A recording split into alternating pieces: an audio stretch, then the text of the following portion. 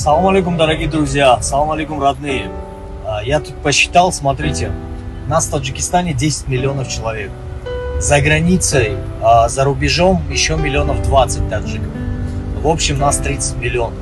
Маленькому Сулейманчику, чтобы его спасти, нужно всего лишь 2 миллиона долларов.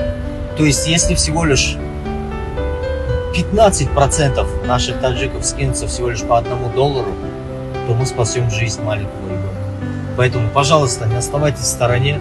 Надо спасти малыша, нашего малыша.